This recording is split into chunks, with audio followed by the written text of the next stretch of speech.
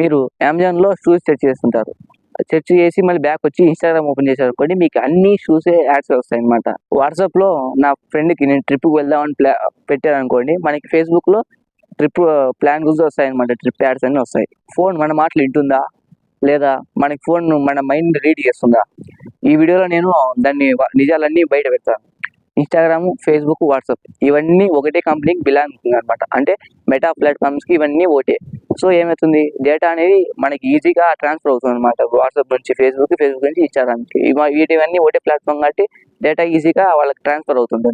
But WhatsApp అనేది end to end encryption ఉంటుంది కాబట్టి డేటా అనేది అంత ఈజీగా మనకి లీక్ అనేది అవ్వదు, మన ట్రాన్స్ఫర్ అనేది అవ్వదు. మెయిన్ పాయింట్కి వస్తే, మనం యూట్యూబ్ కానీ గూగుల్లో కానీ మనం ఏవైతే సెర్చ్ చేస్తామో వాటిని ట్రాక్ చేస్తుంది. అలాగే మనం ఎక్కువ రీల్స్లో కానీ ఏ రీల్ అయితే ఫుల్గా చూస్తామో ఆ రీల్ సంబంధించిన కేటగిరీ మనమే మనకు వస్తుంటాయి.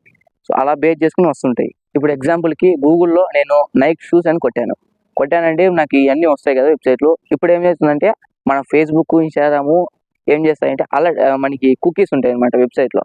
ఆ కుకీస్ని తీసుకుని మనకి డేటానే ట్రాన్స్ఫర్ అవుతుంది. అప్పుడు మనకి ఫేస్బుక్లోను, ఇన్స్టాగ్రామ్లో ఇవే యాడ్స్ వస్తాయి. అసలు కుకీస్ అంటే డేటా ఏమన్నమాట, స్మాల్ డేటా ప్యాక్స్. ఇవేం చేస్తాయంటే మనం ఇప్పుడు ఒక వెబ్సైట్లో వెళ్ళామంటే ఆ వెబ్సైట్లో మన డేటా అనేది స్టోర్ చేసి పెట్టుకుంటాయి బ్రౌజర్లో. వాటి వల్ల ఏమవుతుందంటే నెక్స్ట్ టైం మళ్ళీ అవే వెబ్సైట్కి వెళ్ళినప్పుడు మనకి చూపిస్తుంది అనమాట, డైరెక్ట్ లాగిన్లో ఉన్నట్ట లేదంటే ఇంతకుముందు ఏమేమి చేశాడు అని. ఇప్పుడు అందరికన్నా బిగ్గెస్ట్ క్వశ్చన్ వచ్చేసి, మనకి ఇన్స్టాగ్రామ్ ఏమన్నా వింటుందా మన మాటలు ఏమన్నా అని? నో, అఫీషియల్గా అయితే ఏమీ లేదనమాట. అదేం చేస్తుందంటే మనం ఎక్కువ ఏదైనా మీద అయితే ఇంట్రెస్ట్ చూపిస్తాము. ఇప్పుడు ఇన్స్టాగ్రామ్లో ఒక రీల్ వచ్చింది మూవీ గురించి, ఆ మూవీకి మనం ఫుల్గా చూస్తున్నాం అనుకో, ఆ రీల్కి లైక్ కొట్టి ఎవరు మన ఫ్రెండ్కి కానీ షేర్ చేసామనుకో, అప్పుడు అది మనకి ప్రిఫర్ చేస్తుంది, వాడికి ఈ మూవీ నుంచి ఈ రీల్ అంటే ఇష్టము, ఇట్లాంటివి సంబంధించిన రీల్స్ పంపించాలి అని. అలాగే లొకేషన్ బేస్డ్, ఆల్గారిథం బేస్డ్, అలాగే ఏ ఉంది ఏ మెటా ఏ యూజ్ చేసుకుని మరి మనకి వస్తాయి అనమాట రీల్ ప్రిఫరెన్స్ అనేవి. మెటా ఏ అనేది మన అనాలిసిస్ చేస్తుంది అనమాట. అంటే ఎలా మనము ఏదాని మీద ఇంట్రెస్ట్ చూపిస్తున్నాము అని. మనం అన్ని ఇన్స్టాగ్రాము, ఫేస్బుక్ అన్ని వాళ్ళవే కదా, అప్పుడు ఏ అనేది మనకి బేస్ చేస్తుంది మనం ఎటువంటి కంటెంట్ మనం ఏదైతే చూస్తున్నాము అని. దాని ప్రకారం మనకి అన్ని యాడ్స్ వస్తుంటాయి. అలాగే లొకేషన్ బేస్డ్ అంటే ఇప్పుడు నేను ఇప్పుడు ఎక్కడైనా జిమ్ కానీ షాపింగ్ మాల్ కానీ వెళ్ళాను. అప్పుడు నేను షాపింగ్ మాల్కి వెళ్ళాను అనుకోండి, ఆ లొకేషన్ అనేది ఇన్స్టాగ్రామ్ తీసుకుని మన షాపింగ్ మాల్ సంబంధించినవన్నీ వస్తాయి అనమాట. మనం ఎక్కడైతే ఉన్నామో అక్కడ దగ్గరలో ఉండేటివన్నీ మనకి ప్రిఫరెన్స్గా వస్తాయి అనమాట. మనం ఈ ట్రాకింగ్ ఆపొచ్చు, కానీ కొంచెం ప్రకారమే, మనం ఎక్కువైతే ఆపలేము. ఇప్పుడు డేటా అనేది ఎట్లాగైనా ట్రాక్ అవుతూనే ఉంటుంది. మనం ఇప్పుడు డిలీట్ చేసి ఇప్పుడు మాత్రమే డిలీట్ అవుతుంది, మళ్ళీ ఫోన్ అనేది ట్రాక్ చేస్తుంది అనమాట.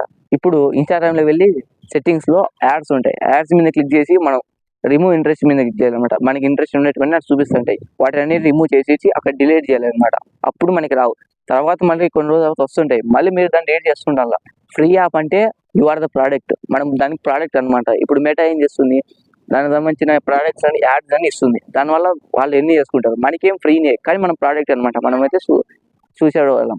సో ఫ్రెండ్స్, వీడియో అర్థమైంది కదా, ఎలాగ మనకి ఇన్స్టాగ్రామ్ నుంచి యాడ్స్ అని వస్తున్నాయి, మనకి ప్రిఫరెన్స్ ఎలా వస్తున్నాయి రీల్ మన సిచ్యువేషన్ సంబంధించి అని.